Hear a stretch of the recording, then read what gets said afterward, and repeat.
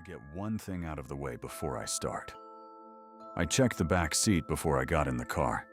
I have done this since I was 19 years old because a girl I knew in college told me to. It takes 3 seconds. You look. You confirm it is empty. Then you get in. I checked it that night. I know I did. I still don't know when he got in. This was 11 months ago. I was driving back to Atlanta from Knoxville, I-75 South, about a 2.5-hour drive depending on traffic. I had been up there for my cousin's engagement party, which ran longer than expected. I left around 10:30, figured I would be home by 1. I have done this drive a dozen times.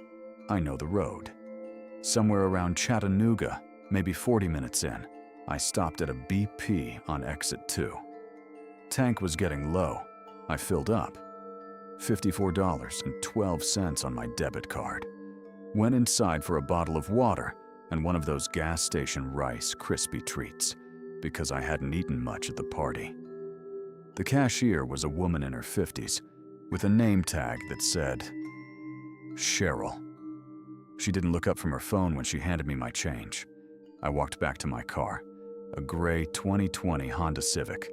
I unlocked it, stood by the driver door, looked in the back. My gym bag was on the left seat. The right seat was empty. I got in. It was 11:09 p.m. I know because I checked my phone before I started driving again. My mom had texted asking if I had left yet. About 35 minutes later, I noticed a smell. It wasn't strong, just different. Like wet denim.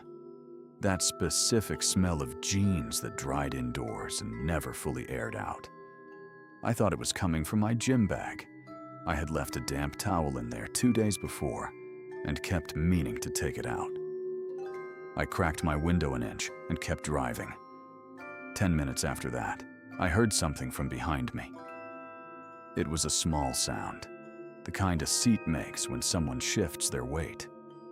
A slow, soft creak of leather compressing, and then releasing. I know that sound. My Civic makes it every time I get in or lean forward. This was that exact sound, except I wasn't moving. Both hands on the wheel, sitting perfectly still. I turned the podcast off. The highway was empty in both directions. I was in the middle lane going 72. The next exit was 11 miles away. I reached up and turned on the interior light. The back seat looked empty. Gym bag on the left, squashed flat. Right side clear. I stared at it for a moment, then turned the light off. I told myself it was the bag shifting. Road vibration. I know my car. But the smell was a little stronger now. I don't know why I looked in the rearview mirror when I did. I hadn't heard anything else. I think it was just instinct. My eyes went up to the mirror. I saw my gym bag on the left seat, and I almost looked away. But the bag was higher than it should have been. My gym bag is a small Nike duffel. When I threw it back there, it had settled completely flat on the seat, but now it was raised on one side, a slow, curved rise, like something underneath it. And it was moving, very slightly. Very slowly. Up, then down. The way a chest moves when someone is breathing. I want to be clear about what I did next, because people ask. I didn't pull over calmly. I didn't say anything. My body made the decision before my brain did. My foot hit the brake.